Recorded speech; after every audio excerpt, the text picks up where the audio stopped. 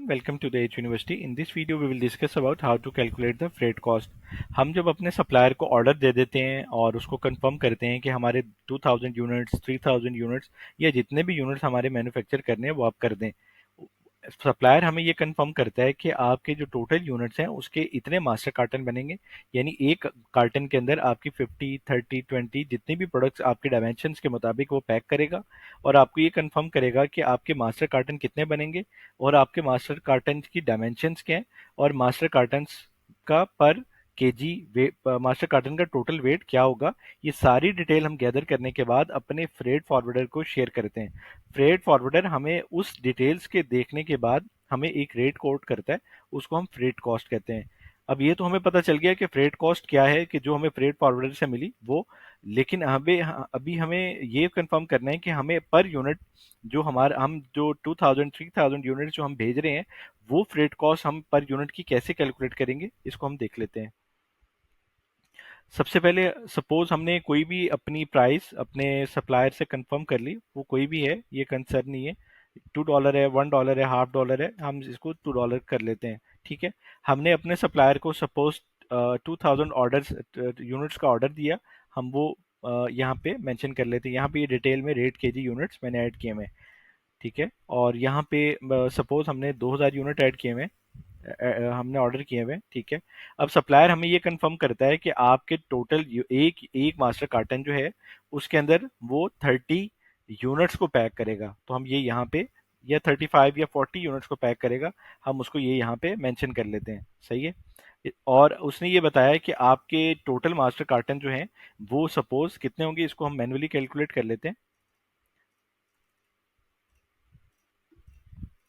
Suppose हमारे 50 master carton जो हैं वो टोटल बने। सही है, हम इसको हाईलाइट कर लेते हैं कि ये डिटेल हमने अपने फ्रेट फॉरवर्डर को प्रोवाइड की। सही है, और उसने ये बताया कि आपके एक मास्टर कार्टन का जो वेट है वो सपोज 12 केजी है।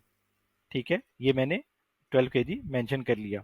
ठीक है, अब ये दो डिटेल्स और डायमेंशंस और प्रोडक्ट की डिटेल देने के बाद हमें फ्रेट फॉरवर्डर जो है वो हमें ये कंफर्म करता है कि आपको पर केजी जो है वो मैं क्या रेट चार्ज करूंगा। सपोज वो हमें 1.25 रेट चार्ज करता है, जो कि मैंने यहाँ पे मेंशन कर दिया है। सही है,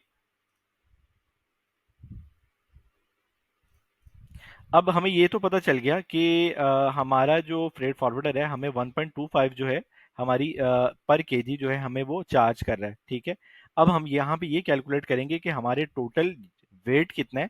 हम ये भी कैलकुलेट कर लेते हैं कि हमारा टोटल एक कार्टन का वेट जो है वो 12 केजी है और टोटल मास्टर कार्टन जो है हमारे 50 हैं। हम सिंपल 12 को 50 से मल्टीप्लाई कर लेंगे, तो टोटल हमारा वेट जो आ रहा है वो 600 केजी आ रहा है। सही है, हम इसको टोटल वेट को यहाँ पे मेंशन कर लेते हैं। सही है, और अभी जैसे हमें उसने बताया कि हमारा जो एक केजी का वो चार्ज करेगा वो $1.25 चार्ज करेगा। सही है, तो हम क्या करेंगे कि अपने $1.25 को हम केजी से मल्टीप्लाई करेंगे, तो टोटल हमें जितनी भी फ्रेट कॉस्ट होगी वो हमें कंफर्म हो जाएगी वो हमसे कितनी चार्ज करेगा। ठीक है,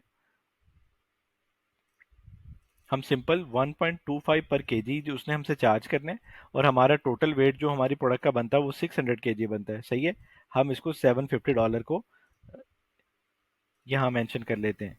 सही है, अब टोटल जो हमने फ्रेट फॉरवर्डर को पे करना है वो $750 पे करना है। सही है, और हमारे जो टोटल वेट है वो 600 है। सही है, और टोटल यूनिट्स हैं 2000। अब हम क्या करेंगे कि हमारे जितने भी यूनिट्स हैं उनको डिवाइड कर लेंगे फ्रेट कॉस्ट के ऊपर। ठीक है, ताकि हमें कंफर्म हो जाए कि हमारा फ्रेट कॉस्ट जो है वो क्या होगा। हम $750 पे कर रहे हैं 2000 यूनिट्स के लिए, तो हमें ये कंफर्म हो जाएगा कि हमारा फ्रेट कॉस्ट जो है वो 0.375 पर यूनिट कॉस्ट होगी। ठीक है, ये हमारी फ्रेट कॉस्ट होगी। सही है, अब हमें कॉस्ट प्रोडक्ट कॉस्ट और फ्रेट कॉस्ट को फाइंड करना है, तो सपोज हम हमारा 2.375 ये हमारी प्रोडक्ट कॉस्ट और फ्रेट कॉस्ट होगी। इस तरह हम अपनी प्रोडक्ट की फ्रेट कॉस्ट को कैलकुलेट करते हैं।